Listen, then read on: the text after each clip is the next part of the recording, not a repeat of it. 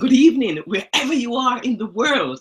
I am Dr. Neslin Watson Drouet, your passion show host of Radio Works World. And today I am so excited because I have Maria from Singapore. Maria is broadcasting from Singapore. So, Maria, please tell us, who are you? Hi, Dr. Neslin. Thank you so much for having me on the show. I'm so passionate about doing this this chat with you. I am Maria Presentine. I work for a company that is doing learning and development, precisely the Ken Blanchard companies. And I'm very excited to be on your show. So thank you for having me. Okay, beautiful. So just tell us a little bit more about what are you passionate about? I am really, really passionate about doing an impact in the society. Despite the fact that I work for a company that already does that, and so we're in leadership development, it gives me opportunities to deal with all sorts of clients, regions, industries, nationalities. But the more I deal with people, the more I realize that it's nothing if you don't make an effort to make an impact on people's lives. So what I'm really, really passionate about, and I think I'm in the right field, is that every single moment I interact with people, I have a feeling that there's a sense of fulfillment coming through the people that I interact with, because there's a difference that I'm making in their lives, no matter how small that is. So that makes me really, really passionate. And how do you feel when you experience that you are making a difference? It's like giving goosebumps.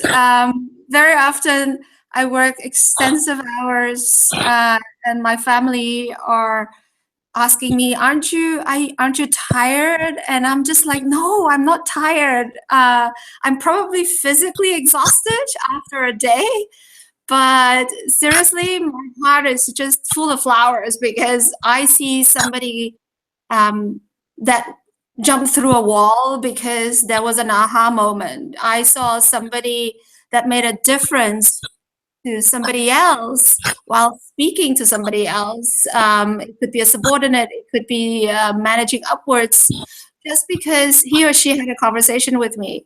And so that is not job. That's not a job. I'm not doing a job. I'm basically fulfilling my life. So whatever that I can receive back from my clients, as much as it gives me an opportunity to have energy to do more of this kind of work. So that's just amazing.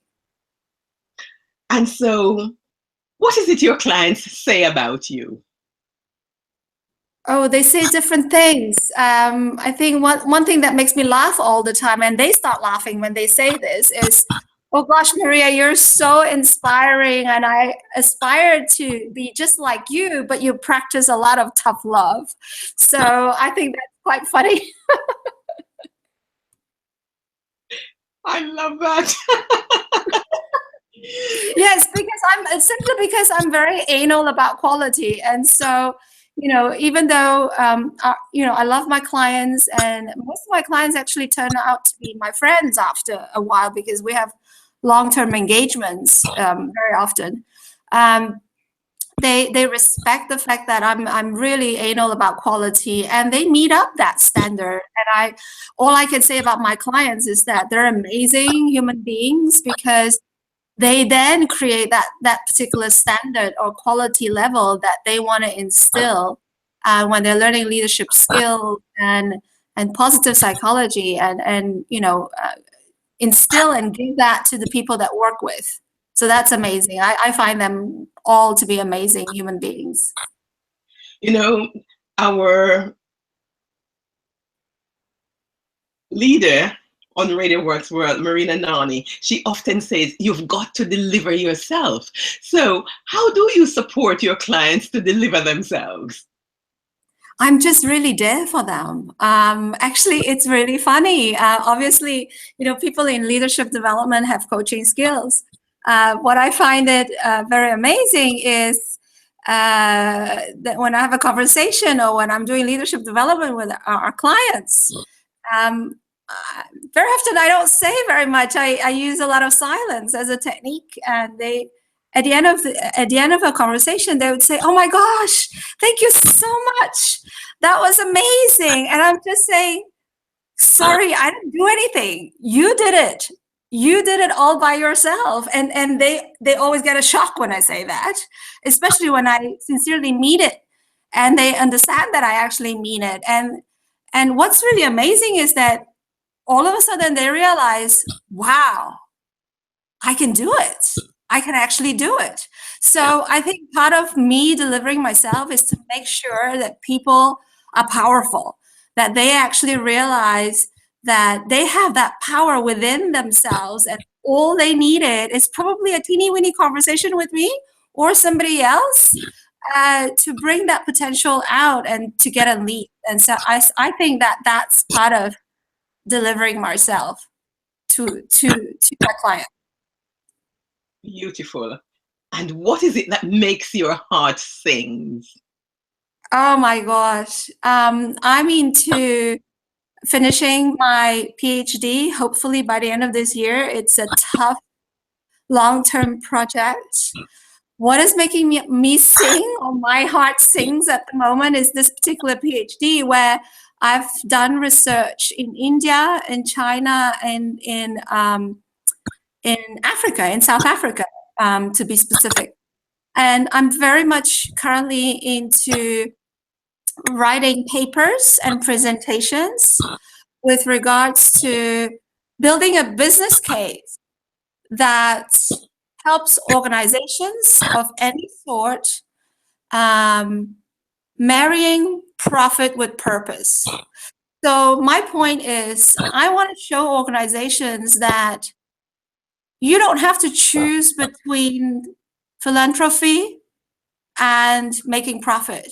You can ride on, get into a business plan where I can show you making profit is actually doing good for the society.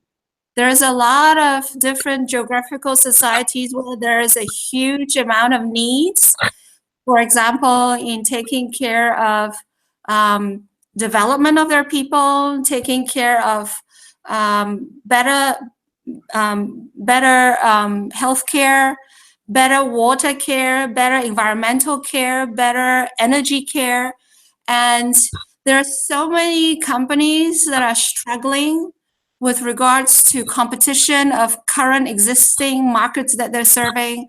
There's so many companies buying and acquiring and doing inorganic growth through merger and acquisitions, consolidating, you know, that's necessary to a certain extent, but I deeply believe, and there's a lot of research that proves with, big names like Porter, like Hearst, that actually prove that, you can make a lot of money on untapped markets, because these other societies that haven't been able to create value for themselves, organizations that are striving for innovation, could actually go and be pioneers in these untapped markets and make a lot of money out of it and doing good at the same time. So I'm very passionate about making this work for organizations where I'm helping them create value, but also society where there are foundational needs for better living standards, create value and autonomy in these societies as well. So I'm passionate about that. Wow, the greater good, just so important. So how would you describe your major definite purpose in life right now? I think my purpose in life for the past 10 years, and as long as I've been in the industry of learning and development, because prior to that, I did come from corporate. So I learned all the tricks of doing corporate business. And I think that's one of the reasons, being a learning and development consultant, speaking corporate language is so important to me, because I help translate what many find it difficult to translate, which is how do we actually make return on investment on learning? How do we make return on investment in looking into a new field that is untapped? So I think what's the key point here is that my purpose in life is there to fill in the gaps where the underdog is not being taken care of. I'm very, very passionate about learning and teaching. And I think I did the Strengths Finder 2.0 many years ago. And I realized that my top three strengths, one of my, say, top two actually, is learning and teaching. And I didn't realize that until I was in the industry, and that was kind of like part of my blood. So I guess my purpose is whenever there's a segment of the market in the world that is underdog and needs learning, I think I'm there. I'm raising my hands to help. I am so excited. I can see such great visions and your unique position in the world in tapping into the corporate and social responsibility um, areas of businesses and supporting people who are leading the corporate and social responsibility to do even more. When we think about what more could be done in Africa, what more could be done in India, what more could be done in China. Yeah, absolutely. I agree with that. There are many other markets, Dr. Neslin, that I've looked into because I do a lot of research myself. There are a lot of markets that are lacking social skills.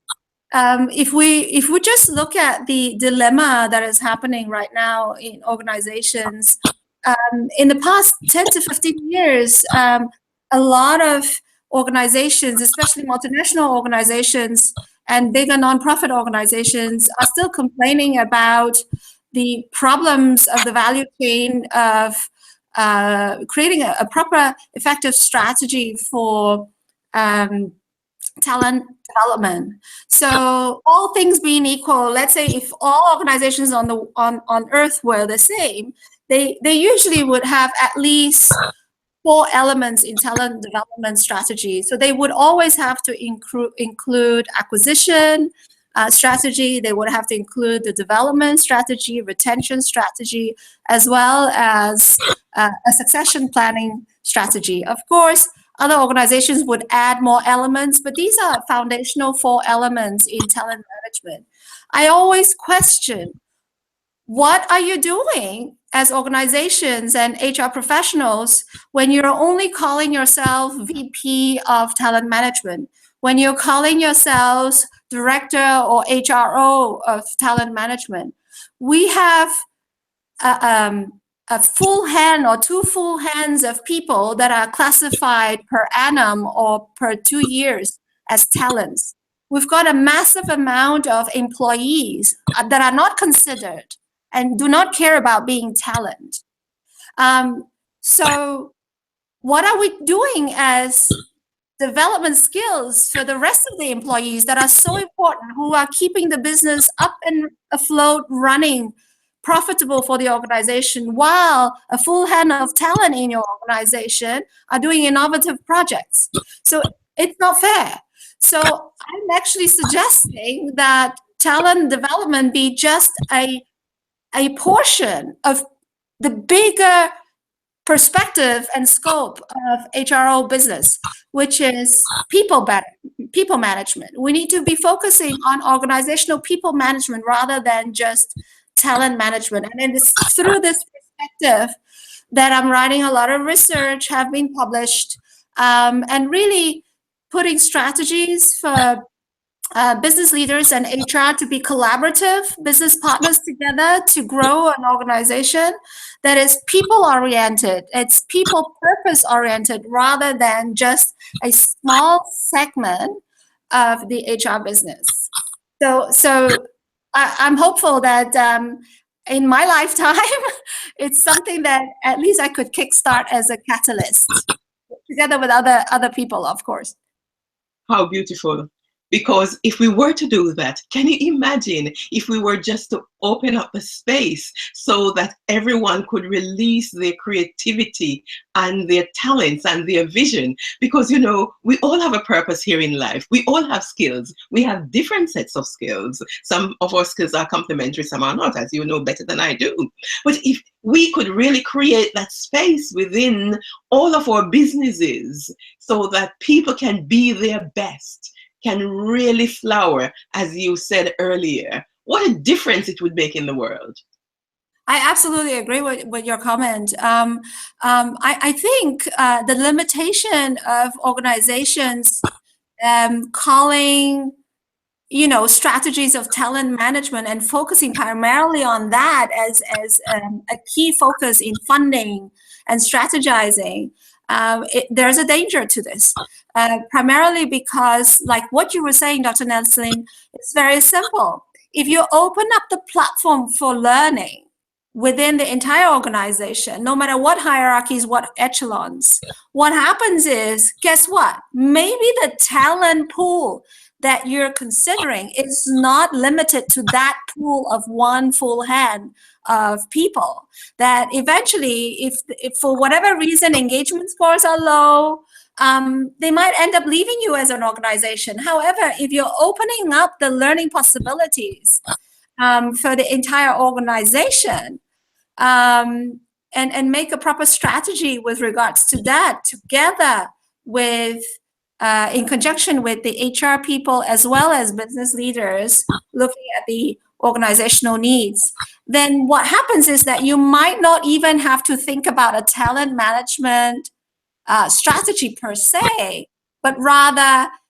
all of a sudden you're focusing on highly performing majority of employees that are highly collaborative, and therefore you have a highly engaging organization who are going to be paying attention to proactively do better. They are going to endorse the organization. They are going to be building trusting relationships. They're going to be providing you with extra time that are not charging you. So discretionary effort, there are just all sorts of good things that can be happening. Now, obviously, I'm also open for skeptics. I'm an idealist. But I think I have enough experience to back myself up in the research that I've been published on it, as well as enough experience in consultancy to work with different kinds of industries, companies across the world and cultures to at least assume that this is an ideal situation that I would like to create or catalyze in this lifetime. But I think it's possible in the long term. And so there's nothing wrong with being an idealist, because a great vision comes from great ideas. And if somebody could build upon the idea that I have, I'm happy to support that success. It's a vision whose time has come, because we are often talking about employee engagement. And when you read some of the nonsense that even comes out from very respectable publications about employee engagement, what oftentimes they don't recognize that people's hearts and minds are not for sale. And as you say, if you open up the platform for learning, you can't have any better engagement than that. Yeah, I absolutely agree with you. And it's people like yourself, professionals, coaches, facilitators, expert trainers, at universities, lecturers, anybody in any educational platform for the young, for the middle school, for universities and colleges, for the polytechnics, anybody that we can embrace and hop onto that kind of a hub where education is synchronized. That would be the ideal situation for me, really. I feel so excited.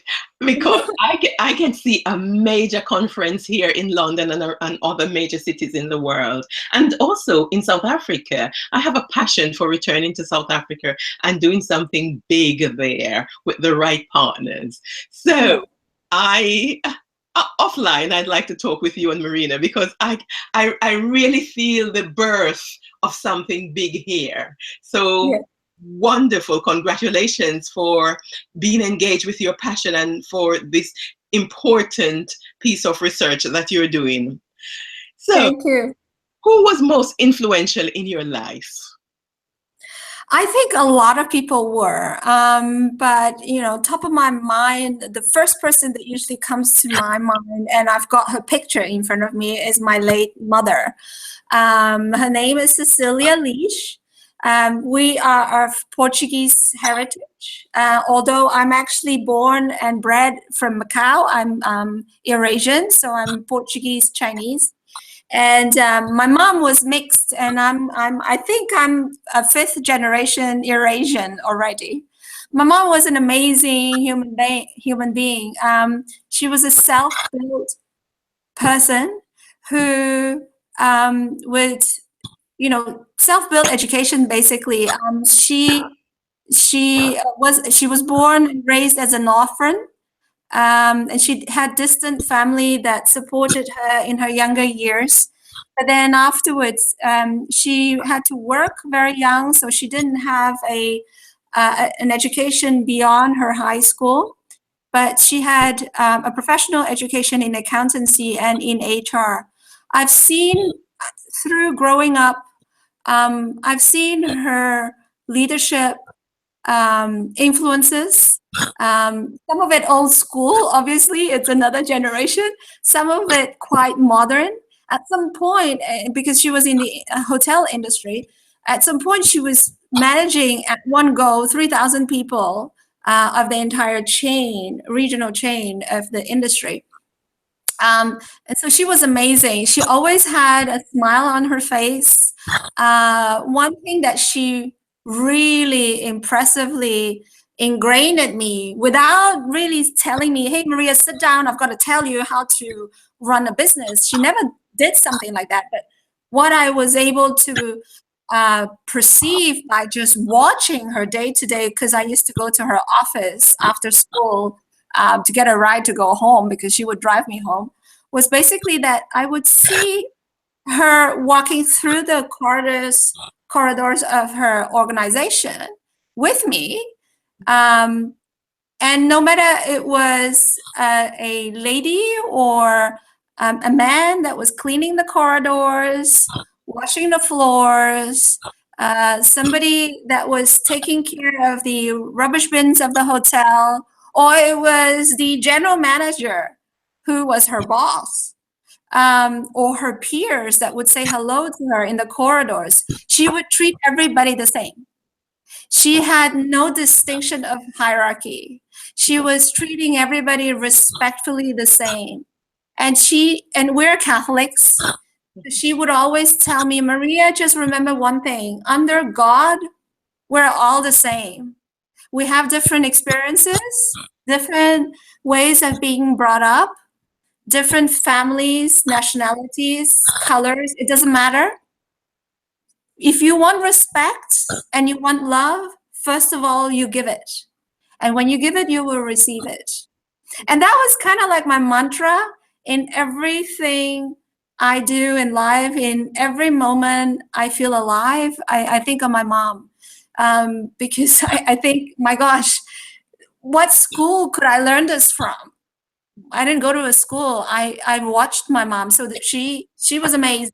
She was amazing in that respect. Blessings to her. So we send her wherever she is in the universe. We send her spirit unconditional love and support in her radiant magnificence. Well said. Thank you very much. Thank you. You. So, what are your highest values? Having had such profound humanistic and spiritual induction in life, what are your highest values? I think my biggest and really I consider as the core value, and I teach it to my son as well, um, is to really um, work with a single word that is called integrity. There are many definitions, personal definitions from different people, what integrity really is. Um, and I think for me, honesty is just a small part of integrity. The way I define integrity for myself and the way I'd like to live it is really doing the right thing without anybody watching. So it could be a day-to-day mundane thing. Like, for example, here in Singapore, we've got beautiful botanic gardens and garden by the bay, beautiful gardens that you can take a stroll during the weekends or public holidays, whenever you're not working, because we've got majority of the time great weather. The problem is, even though people are very respectful of each other in Singapore, there are people that throw rubbish on just beside the rubbish bin, but they don't throw it inside the rubbish bin, and then they walk off. So in a mundane way of living integrity for me would be, I would pick up the rubbish from this person, call the person, look back at me and say, sir, you dropped your rubbish. Guess what? I'm throwing it into the rubbish bin for you. So really, there to teach that person a lesson, but at the same time, if he didn't turn around, I would have still said, let me pick up this rubbish so that my neighbor can enjoy the view and can enjoy the park. So it's really doing something that is right without potentially anybody looking at it. I love it. So, Maria, when do you feel closest to your creator? Oh, I feel it all the time. It's hard, Dr. Neslin, to explain from within when do I feel closest, because I feel that every single human being I'm interacting with, no matter whether you're dealing with your family, with colleagues, with every single being in the moment in my life, I'm dealing with God. And I quite openly call my creator God because I was brought up with this name, and the other thing is I think that there's God in all of us, and we are God. The challenge in human beings is God being expressed. So whenever we're doing good, whenever we're doing a minute way of supporting somebody and giving that person a small way of just making his or her life brighter that particular day, that's already being godlike. So I think every single second in my life is I'm conscious about that. Of course, I get mad. Of course, I can get temperamental. I have moods. I have emotions. And therefore, my skills help me a lot and tremendously. I'm going to be very, very frank. There are certain things that make me really mad. There are certain people that might be making me mad, but I always step back before I launch myself into that person or problem. I'd step back and really, like, that technique of breathing 10 times before saying anything. Well, I practice that quite a bit. So what's really important for me is asking a couple of questions. Not necessarily why is this happening to me? Potentially something that I don't like, but rather, what can I learn from it? That's really number one for me. What can I learn from it? And very quickly, I have a tendency, because of practice, I see why this is happening the way it's happening at this moment. And the next thing that I have a tendency to think about is, okay, so what are we going to do about this? And sometimes it could be me that I have to do something about it. It could be that I just let go. And therefore, what are we going to do about this? So I don't necessarily have to take every single issue onto my shoulders. I used to. But that makes you a control freak. And so I think being godlike is, people have things happening or experiences in their lives, including myself, and they have to happen so that we grow. And so for me, I get connected all the time, as much as I can, as every moment that I can remember to connect, especially in times of challenges.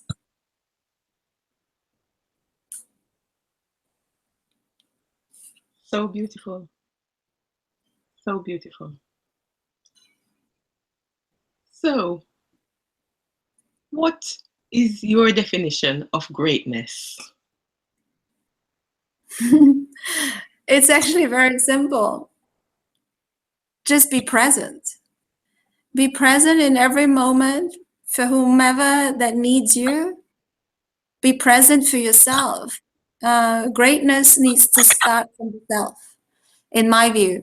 There were many, many years before when I didn't know how to love myself.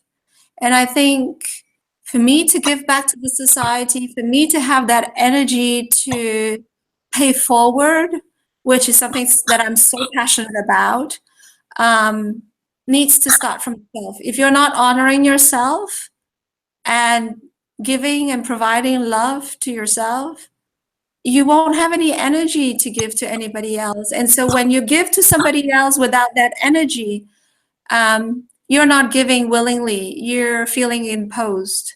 And that's not intrinsic motivation. So I think greatness really needs to start from this.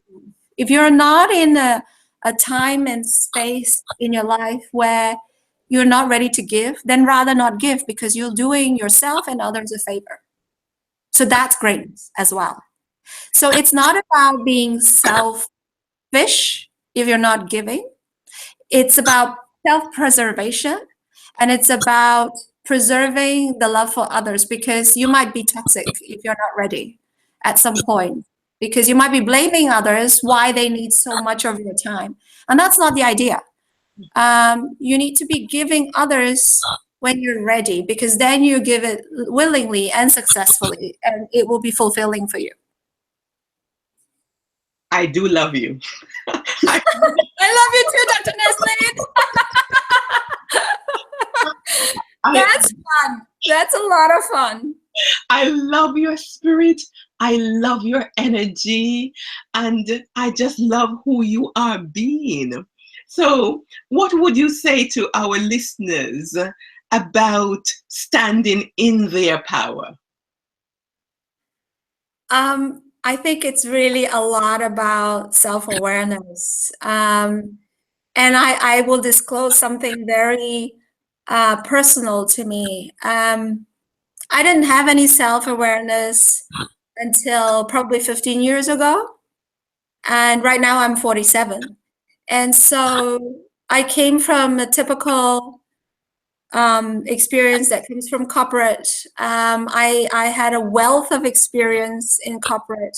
I'm so grateful for every single human being that touched my life during that period of time, because I learned so much. But I was lost.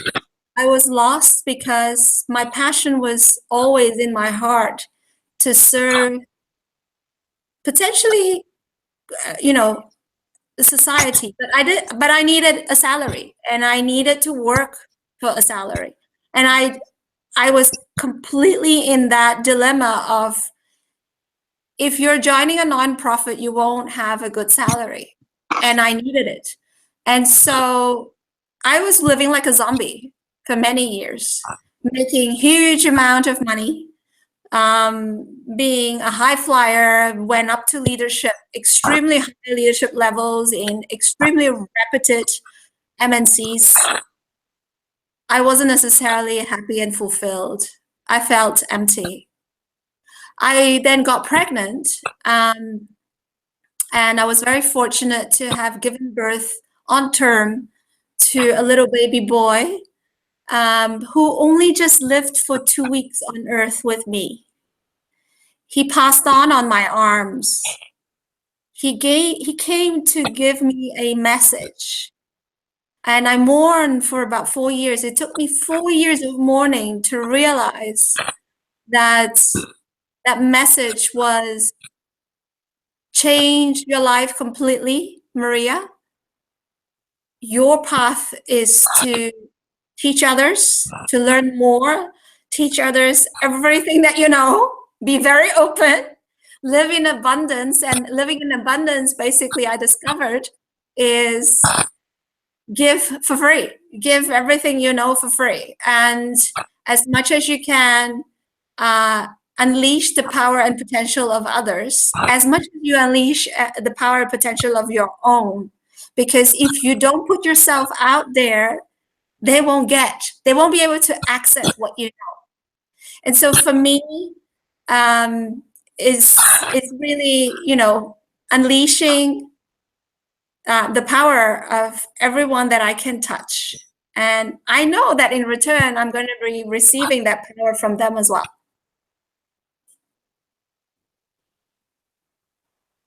So perfect.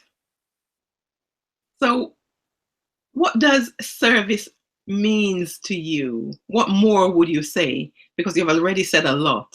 What more would you say about what service means to you? And again, it's very, very simple. It's very much related to, how where my heart stands.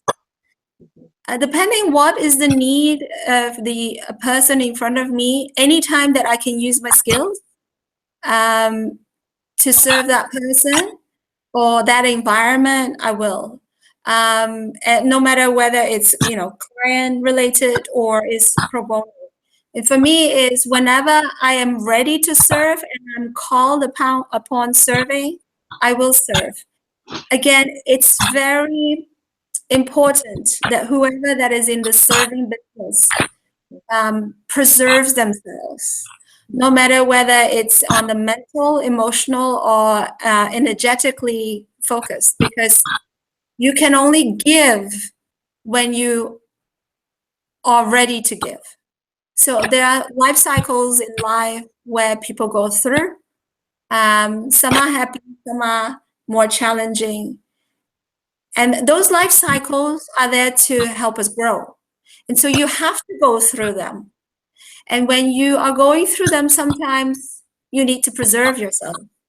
And so you can only serve better when you have that self-awareness to understand when do you preserve yourself and when do you put yourself out there. So serving is as much as serving others in the society and being extremely self-aware of your needs so that you can serve better. You are just so wise. So I'm just old. so beautifully wise. So how do you invoke the discipline within you to be all that you are? Wow, that's a big question. Actually, again, it goes back to the point of me being extremely anal about quality. So I actually demand that standard or quality onto myself. And so sometimes I must say, and I'm a culprit of not paying attention to my own needs. And I always have to, at the end of every night, when I'm grateful to our creator, I'm like, I'm looking inside out. I'm like, oh my gosh, did I forget to eat? Oh my gosh, did I forget to do this or do that for myself? So I do a lot of work to serve others, but I always need to beat myself up and say, hey, you've got to be more disciplined about taking care of yourself so that you can serve others better. So it's a nighttime process. So I'm very good at planning. And so I've instilled kind of like a workflow for myself every day. What is it that I want to achieve every day in terms of supporting others, in terms of just a to-do list, which is normal, but also how do I take care of myself today and every day? And sometimes, when you're flying for work or whatever, conferences and speeches, obviously you need to incorporate that in. So it's as much as instilling a discipline on yourself so that you can serve. Thank you. And you talk about being grateful. What are you most grateful for? I'm grateful to be alive. Oh my gosh. I'm so grateful to be alive in this amazing lifetime. I don't know whether the audience believes in past life. It doesn't really matter. The wealth of experience that one retains in one single lifetime is just amazing. And so I'm grateful for being alive, for being for having the self-awareness that I have today, and I'm still trying to build more, being extremely observant. Like I said, one of my core values is to learn. And so every single moment in my life, when I'm just having a simple conversation, having a cup of tea with somebody, I'm learning about different aspects this other person is potentially sharing with me and teaching me without necessarily wanting purposely to teach me. So just being alive and experiencing every single moment of this earth time is just amazing. And obviously, I love my family. I'm so grateful that they're so supportive of everything that I'm doing, especially my husband, who unconditionally supports everything that I do. And my little son, who's just 9 years old, who challenges me every single day in becoming a better mom, a better person, a more patient mother. And so I learned from him to be more patient with, challenges that happen around me and the organization that I work for. I think I'm going to ask you two more questions because Sure. I'm just listening to you so much.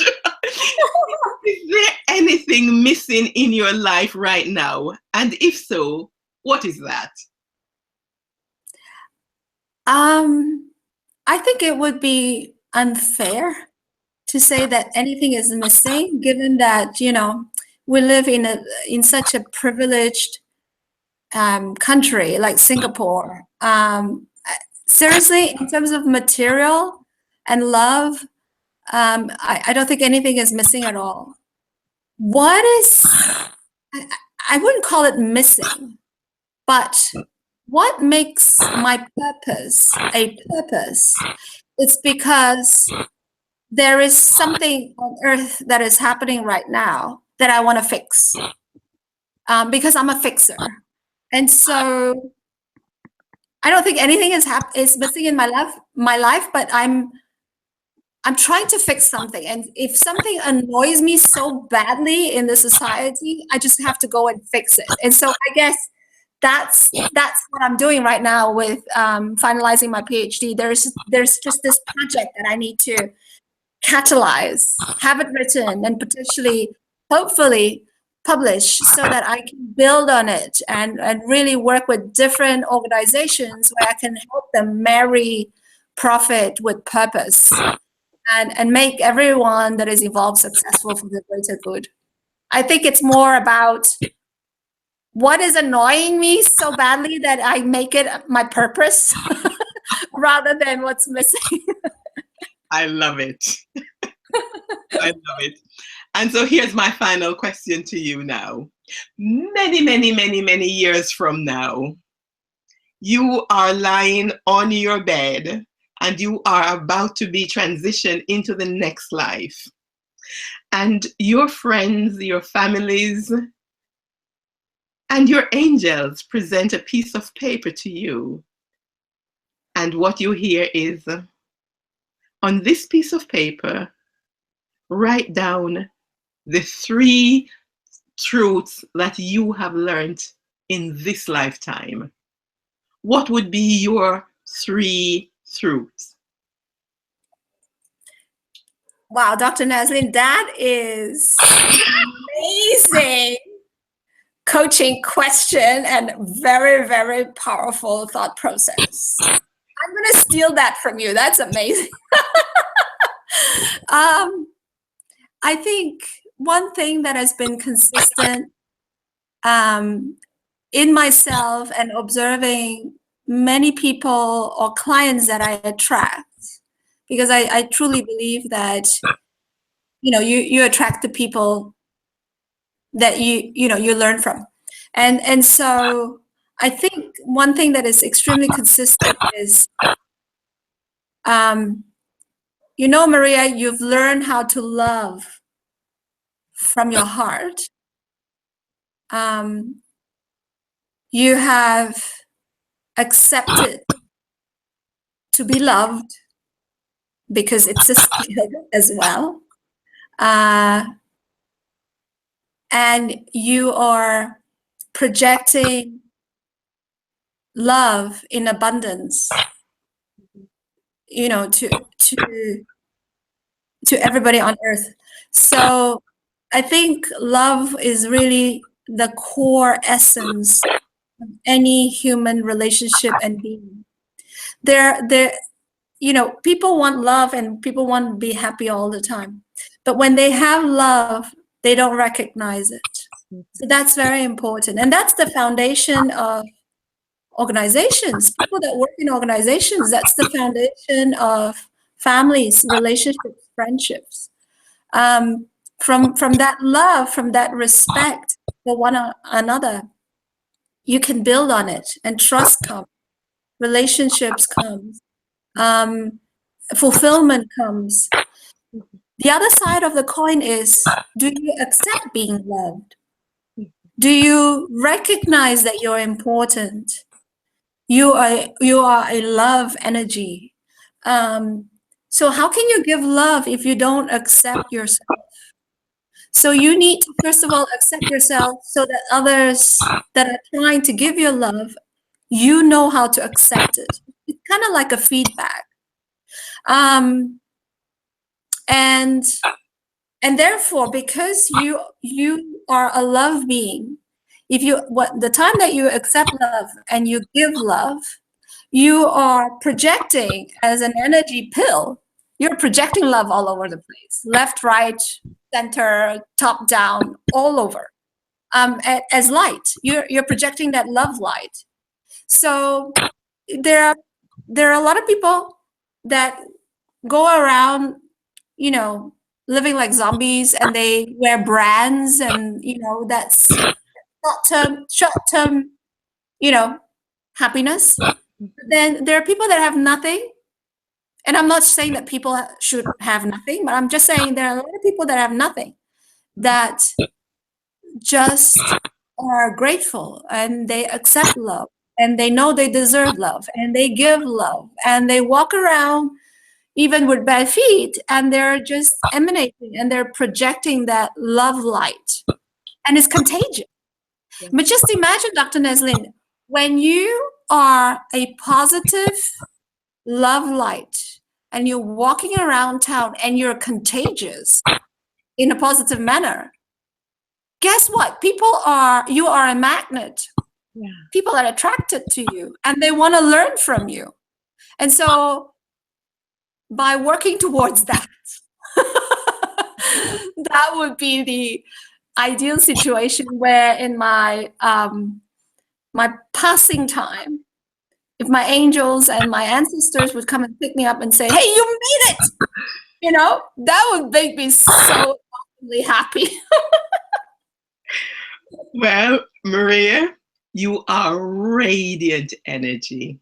Thank you. You are such a beautiful substance of light, love, and divine integrity. Oh, thank you. Thank you for being with us. And you are just such radiant substance. Thank you. It's been a lovely pleasure. Thank you, Dr. Neslin, for giving me this opportunity and doing such a wonderful interview. I've really had a lot of pleasure. Thank you so much. Okay, so we close the recording now, but please don't run away, because Marina wants to talk with you for a little while. Of course. Thank you. Over to you, Marina. Wow, what an amazing what an amazing story, Maria. And I think our listeners would like to know more about the story, how it's happening. So what if you come back once a week and you share the happenings? Wow, you're amazing. Are you serious?